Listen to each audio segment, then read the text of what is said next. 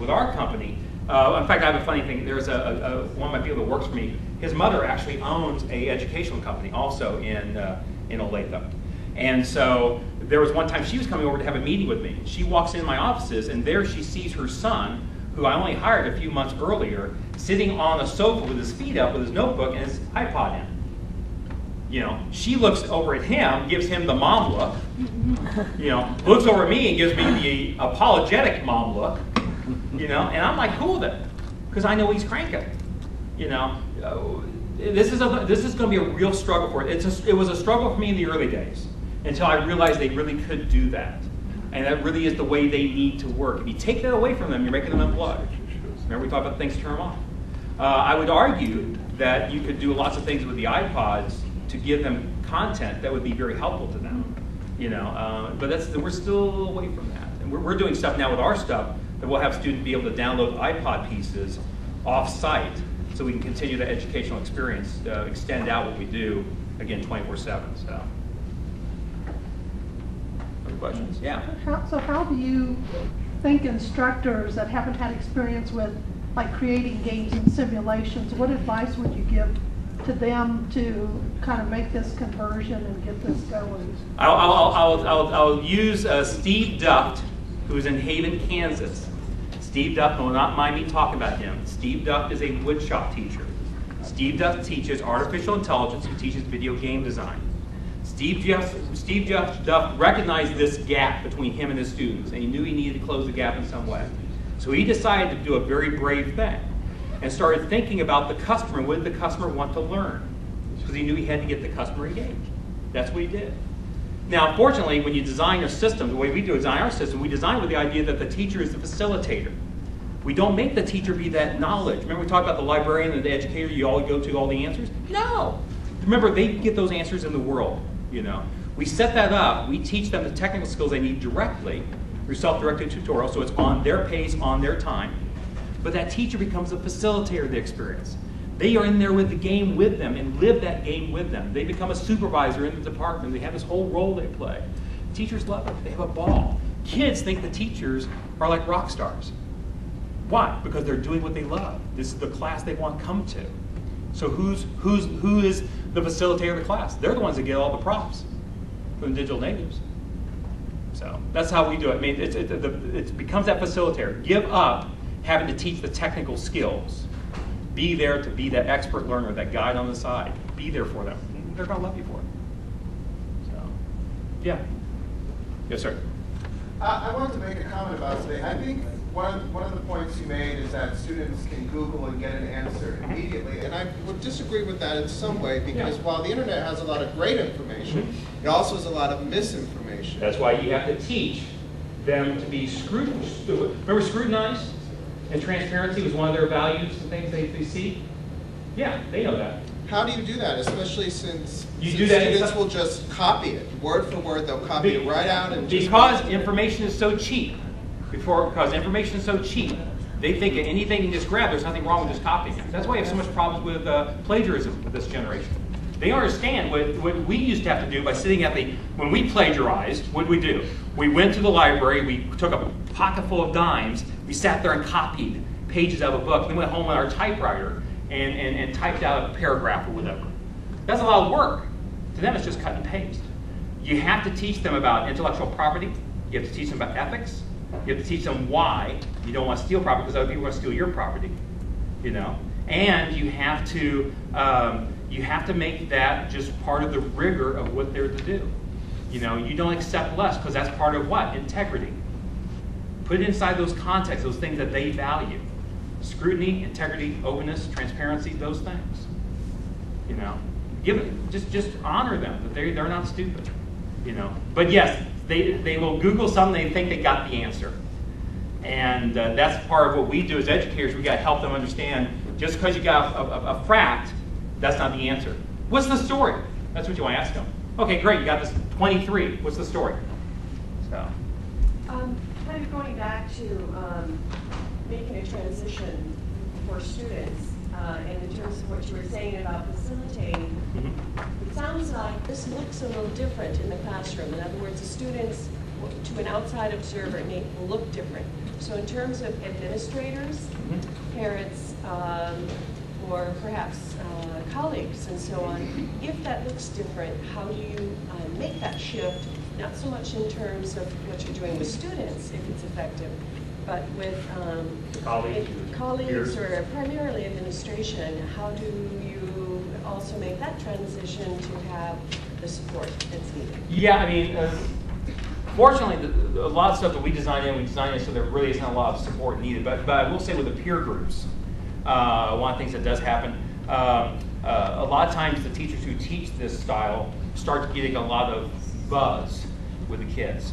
What happens is the peers become jealous, and they become a little bit sometimes angry. Administration has to handle that correctly. I mean, just because somebody's doing something that's really good and they're attracting so many more students, isn't that the kind of time where we start talking about getting on the bandwagon or getting off, kind of thing? I think there's some of those conversations that has to happen by administrators. We can't candy coat all of it. But I will tell you, our experience has been that these programs grow. The more and more students are attracted to them. We have schools that open up multiple sections and hire more teachers to do these types of things. Administrators recognize things that really work because they want to reach the digital native too. They see something that really works, they'll lean into it. They'll get that support. But there's a hard conversation that does happen there. I promise you that. I'm not trying to make it super easy. And Zini, whenever you want to call it, you just pull the plug on me, okay? Let's have 2 more questions. Okay, 2 more questions then. So, okay.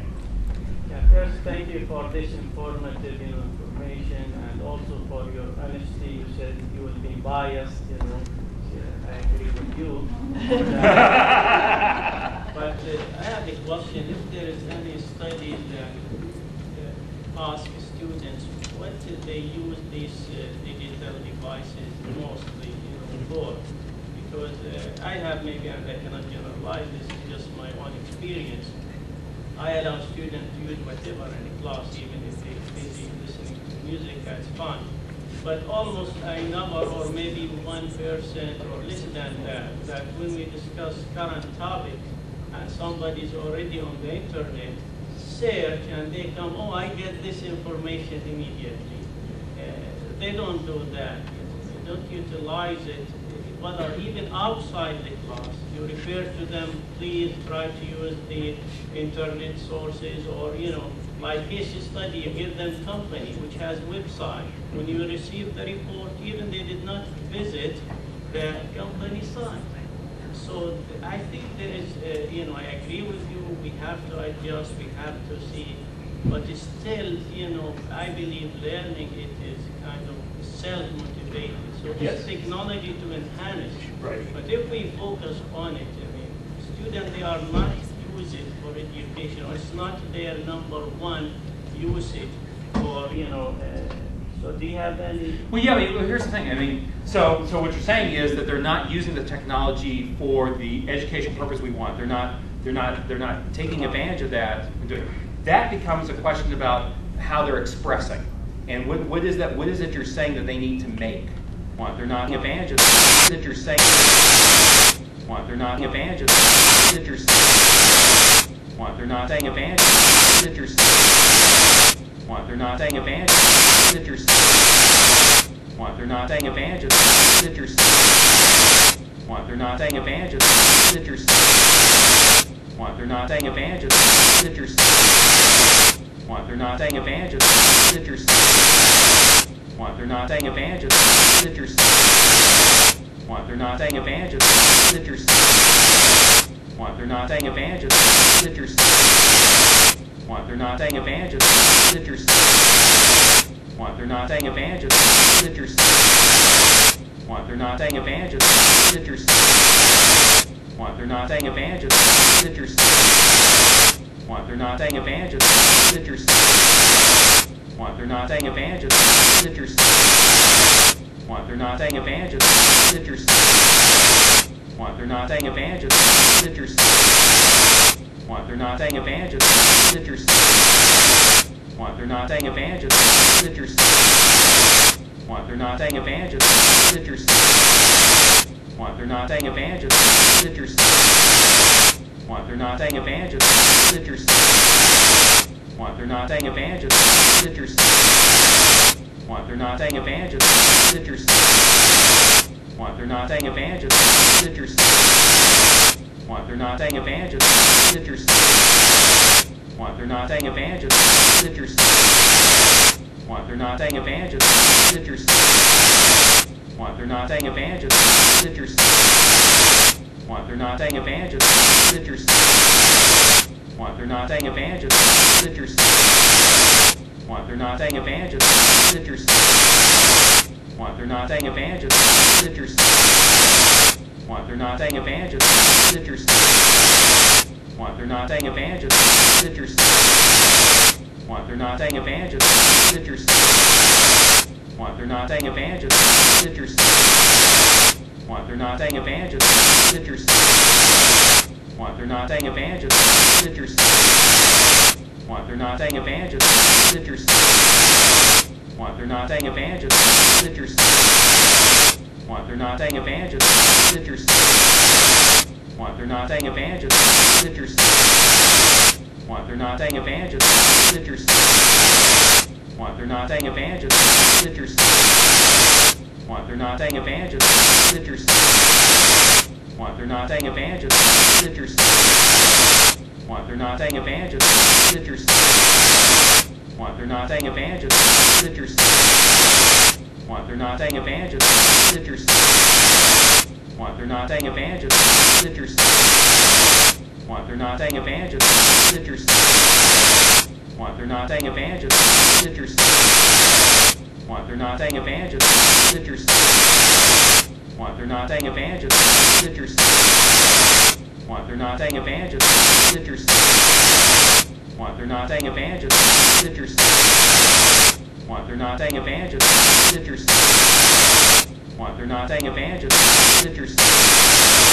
Want they're not taking advantage of teachers.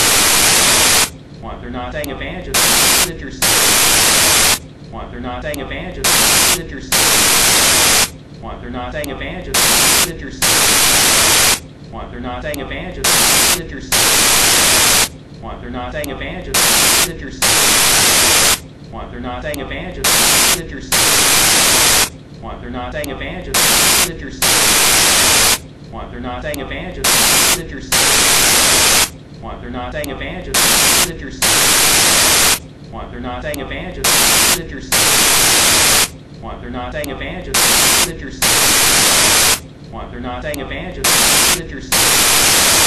Want they're not taking advantage of teachers. Want they're not taking advantage of teachers. Want they're not taking advantage of teachers. Want they're not taking advantage of teachers. Want they're not taking advantage of teachers. Want they're not taking advantage of teachers.